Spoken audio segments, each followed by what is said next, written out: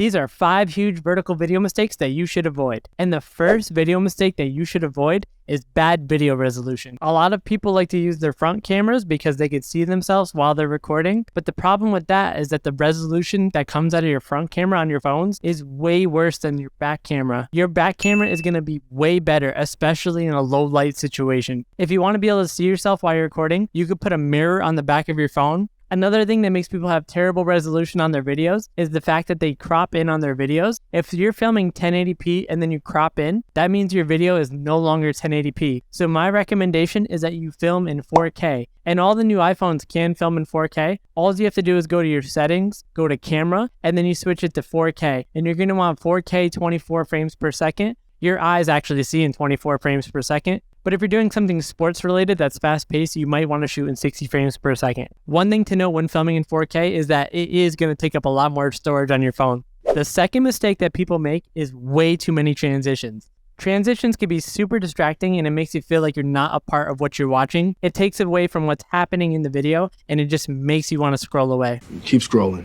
Especially like the in-app transitions that TikTok has, where the whole screen is like shaking. It's just way too much going on. You want to make your transitions feel as smooth as possible, and you'll know they're good when you don't even notice them happening. And the third mistake I see people doing is they're posting horizontal videos as vertical videos on apps like Shorts, Instagram Reels, Snapchat, Spotlight. Some of these can do well, but the apps are not going to push these nearly as much because these apps want your full attention. They want you taking up the full screen with as much high quality video as you can. The fourth mistake I see people making is having bad lighting on their videos. Lighting is one of the best ways that you can make your videos look higher quality than they actually are. You could have a bad camera with good lighting and it could still look great. The lighting and the colors is going to be one of the first things that people notice, and it's going to be the first thing to capture people's attention. And using the natural light from the sun is one of the best ways to get good lighting for your videos. And in most cases, you want to aim your camera away from the light source. If you aim your camera towards the light source, it will make it so you have a silhouette.